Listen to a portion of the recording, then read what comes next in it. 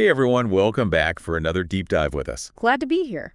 Today we're going to be tackling a really interesting topic. Mm. It's one that I think a lot of people have heard of, but maybe don't know the full story of. Absolutely. We're going to be talking about the title Khan, and we're going to be looking at some excerpts that you sent over from the Wikipedia article on this. Right.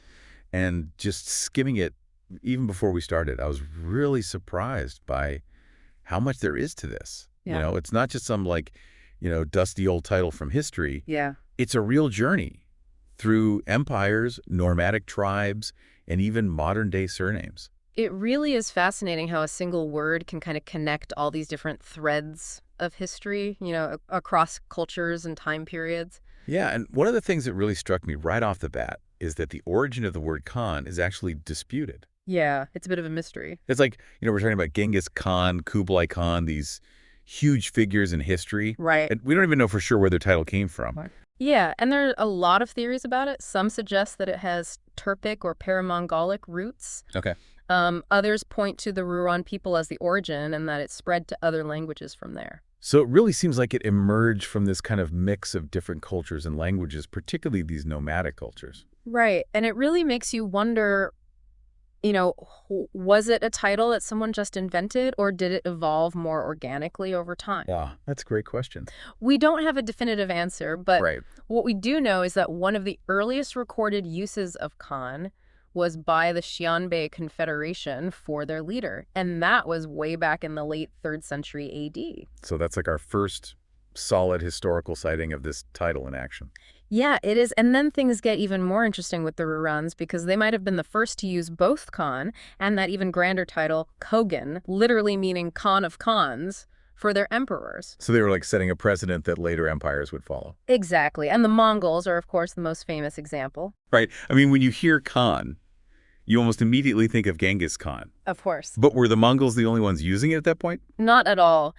In the early Mongol Empire, Khan was actually used for lots of different tribal leaders and heads of confederations, even those who weren't under Mongol control. So it was a much more widespread title than just the ruler of the Mongol Empire. Right. It was really a title of authority in general. But then how did it become like the title for the supreme ruler, especially given how massive the Mongol Empire was?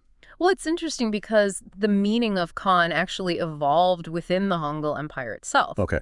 Initially, it was used for leaders at different levels, but once Genghis Khan's sons inherited the title and became Khans in their own right, Right. Khan alone just didn't seem grand enough for the supreme ruler of such a vast empire. Right. It's like they needed a supersized Khan to match their supersized empire. Exactly, and that's where Kagan comes in. It was adopted by Ugadai Khan, Genghis Khan's successor, in 1229, and it's thought that he might have been influenced by Uyghur culture in adopting this title. So the Mongols weren't just conquerors, they were also picking up ideas and influences from the cultures they encountered. Exactly, they were incorporating elements from different cultures as they built their empire. And it wasn't just the Mongols either, right? Even some Chinese emperors adopted the title Khan. That's right, like Taizong of Tang, for example. So it really did have a very wide reach even back then. It did, and it raises the question of what happened to the title after the Mongol Empire. Yeah. Did it just fade away? Not at all. In fact, it kind of had a second act. Okay. Numerous khanates emerged, especially across Central Asia. These weren't giant empires like the Mongols, but they were smaller, independent states, each ruled by a khan. So it's like Khan went from being an emperor's title to a king's title, kind of scaling down to match the changing political landscape. That's a good way to put it, and it shows how adaptable the title was. Okay, so we've got Khan spreading all across Central Asia, but did it go anywhere else? It did. We see it popping up in Persia as well. Okay. Now, Persia didn't have these vast khanates, like in Central Asia. Right. But Khan was still used there for breakaway states and principalities. So it was a title that could be used by those who were trying to establish their own power, even in opposition to larger empires. Exactly. And that's a theme we see throughout the history of Khan, this idea of ambition and autonomy. So where else did Khan travel to?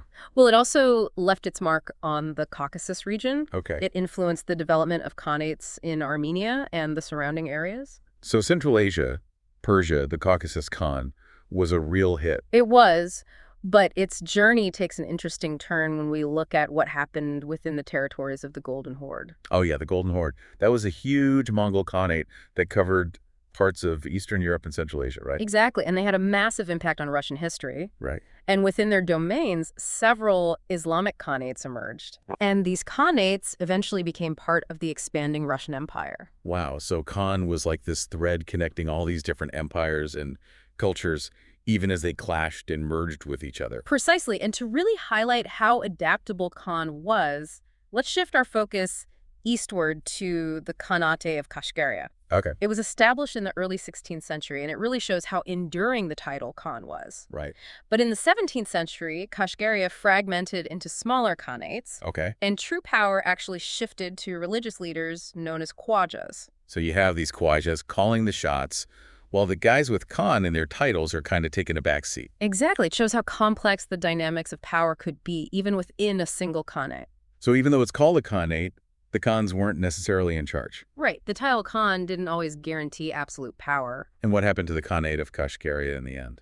Well, the title of the ruler eventually changed to Amir Khan in the late 19th century before being annexed by the Qing dynasty. Wow, so even within a single Khanate, we see the title Khan evolving and adapting to all these different circumstances. Exactly, and that's just the beginning. The story of Khan doesn't end with the decline of these khanates. It actually takes on a whole new dimension when we look at how it was used beyond just designating rulers. Okay, so Khan wasn't just about wielding political power. What other roles did it play? Well, in Persia, for example, Khan transformed into a noble title. Oh, interesting. It signified social standing, and it actually ranked higher than beg. So it was like a step up on the social ladder. Exactly. It was often added after a person's name, like a badge of honor. So it went from being a title you earned through conquest or inheritance to a mark of prestige within the aristocracy. Right. And then we have the Mughal Empire in India. Okay. The Mughals, being of Turkic origin themselves, they loved Khan. They incorporated it into their system of honors, bestowing the titles Khan and Khan Bahadur upon deserving individuals. So it was a way to reward people for their loyalty or their service? Exactly, kind of like how European monarchs would grant knighthoods. Interesting. So Khan could be a symbol of power earned through conquest, but it could also be a symbol of honor bestowed by a ruler. That's right. And the British, during their colonial rule in India, they actually continued this tradition. They did. They used Khan and Khan Bahadur as honorary titles often given for loyalty to the crown. Wow. So from the steppes of Central Asia to the heart of the British, Raj Khan really got around. It did, and its journey didn't stop there. Khan also became a common surname in South Asia and Central Asia. Really? You'll find it particularly among those claiming Pashtun or Afghan descent, often tracing their lineage back to ancestors who were awarded the title for their bravery during Mughal rule. So it's a name that carries a lot of history and heritage with it. It does, and it shows how a title can become so ingrained in a culture that it evolves from a symbol of power or honor into a marker of identity and belonging. Yeah, it's like Khan went from being something you earned to something that's passed down through generations. Exactly, and that's just one side of the story. We've talked a lot about the men who held the title Khan, Right. but what about the women? That's a great point. We can't leave them out of this story. Absolutely. They played important roles in these societies as well. So was there a female equivalent of Khan?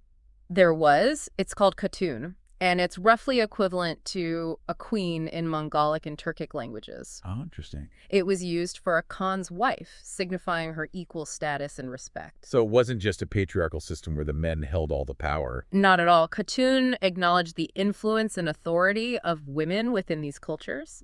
So these Khatuns weren't just sitting on the sidelines. No, they weren't. They were active participants in the political and social life of their communities. I'm really curious to learn more about these powerful women.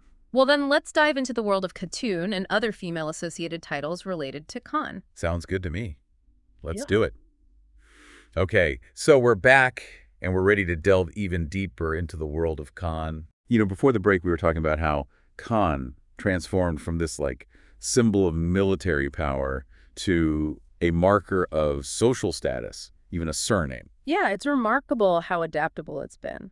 And it makes you wonder how Khan interacted with other titles and systems of hierarchy, especially in those places where it wasn't like the top dog anymore. That's a really good point, and it's something that we see happening in a lot of those Islamic khanates that arose within the territories of the Golden Horde. Right, because they weren't just isolated entities. Exactly. They were part of a larger network of power, both political and religious. And the Golden Horde itself had a huge impact on Russian history, didn't it? Oh, absolutely it did. So these Islamic khanates were sort of operating within that sphere of influence. Right, and they each had their own unique stories to tell. And they eventually became part of the expanding Russian Empire. Exactly, and they left their own mark on the cultural and political landscape.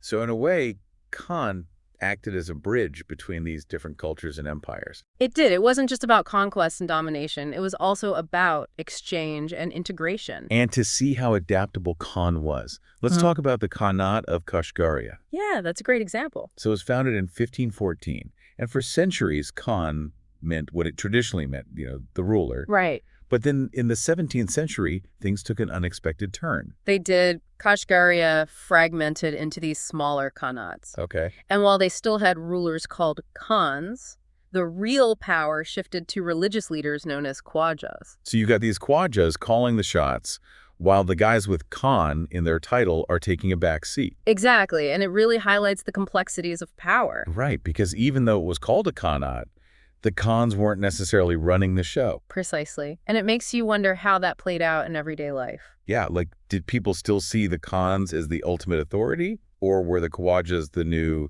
power brokers? That's a fascinating question to consider, and unfortunately one that we might not have a clear answer to. But it shows how even within a single Khanate, the role of Khan could be fluid and subject to change. Absolutely. And the Khanate of Kashgaria continued to evolve. Oh yeah, what happened next? In the 19th century, the title of the ruler actually changed to Amir Khan, Okay. and then eventually it was annexed by the Qing dynasty. Wow, so Khan kind of went through all these different iterations. It did. It's like it was trying to find its place amidst all these shifting power dynamics. And it really highlights how titles themselves can evolve. They can fade in importance, they can merge with other titles, they can even be replaced altogether. It's like they have a life of their own almost. That's a great way to think about it. And we've only scratched the surface of Khan's journey because it had a life beyond simply designating rulers. Right, we talk about how it became a noble title in Persia. Yes, But the Wikipedia article mentions other uses as well. it does. Like, was it always associated with status and hierarchy? Not necessarily. The Mughals, for example, they used Khan in a very different way. Oh, how so? They would bestow the titles Khan and Khan Bahadur as honors. Oh, so it was like an award almost. Exactly. It was often awarded for things like loyalty, bravery in battle, or outstanding service to the empire. So kind of like a medal or a badge of merit? Precisely think of it as the Mughal equivalent of a knighthood. So it was like a way for the Mughal emperors to recognize and reward people for their contribution. Exactly. And it shows how Khan could be both a symbol of power earned through conquest and a symbol of honor bestowed by a ruler. And the British continued this tradition during their time in India. They did. They used Khan and Khan Bahadur as honorary titles often given for loyalty to the crown. It's amazing how Khan could transition so seamlessly from one ruling power to the next. It is. It really shows how adaptable it was. So Khan was this title that could travel across empires and cultures. It could be earned, it could be given, and it could signify different things in different contexts. Exactly. But his journey didn't end there, did it? Yeah. It also became a surname. That's right, and it's a particularly common surname in South Asia and Central Asia. Okay. And you often find it among people who claim Pashtun or Afghan descent. Right. And they often trace their lineage back to ancestors who were awarded the title for their bravery or their service during the Mughal era. So it's a name that carries a sense of heritage and pride. It does, and it shows how a title can become so deeply ingrained in a culture that it evolves from a symbol of power or honor into a marker of identity and belonging. So it's not just a name on a piece of paper, it's a connection to the past. Exactly, and it makes you wonder if people with the surname Khan today feel that connection. Yeah. I mean, do they see it as just a name, or do they feel like it links them to these powerful Khans of the past? That's a great question, and it would be really interesting to explore. And it reminds us that history isn't just about dates and battles. It's about the stories we tell ourselves and the connections we make to the past. Absolutely, and speaking of stories, we haven't even touched upon the female side of Khan yet. Right, we focused a lot on the male side of things. We have. But it's time to give the women their due. I agree. I'm ready to hear more about these powerful Khatuns and how they shaped history. Well, then let's delve into the world of Khatun and other female-associated titles related to Khan.